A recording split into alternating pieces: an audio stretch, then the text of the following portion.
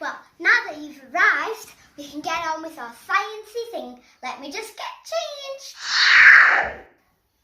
Now that I've got my white science coat on and my science glasses, it's time to do our science experiment for the day.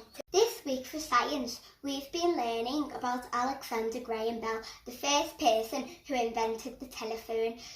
This week we're going to be making a string telephone like Alexander Graham Bell did.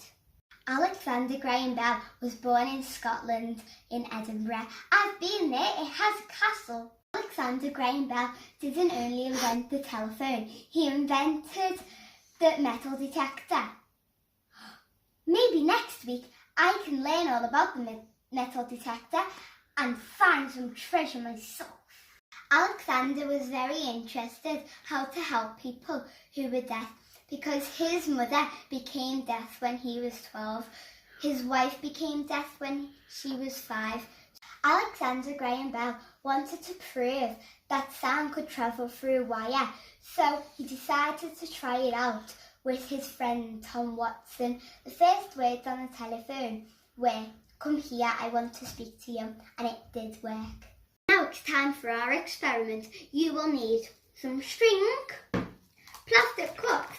We're using 2 different types of plastic cups to see which one works better, and a parent who can pop a hole at the bottom of the cups. My daddy is now making a hole at the bottom of the cups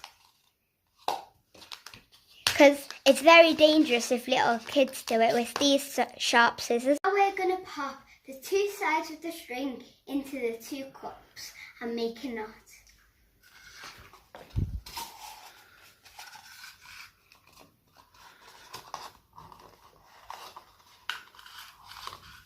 Also decorate your telephone like I'm doing.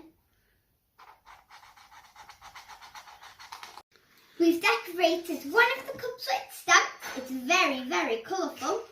And one with felt tips. Now it's time to try it out. Now it's time for our experiment. My daddy's in the other room and we're going to say what Alexander Graham Bell said to Tom Watson. It's, "Come here, I want to speak to you." And make sure the string is tight. "Come here, I want to speak to you."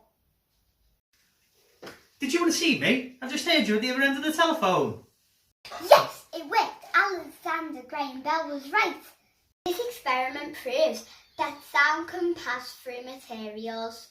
I bet you Alexander Graham Bell can't believe how much the telephones have changed since he was alive.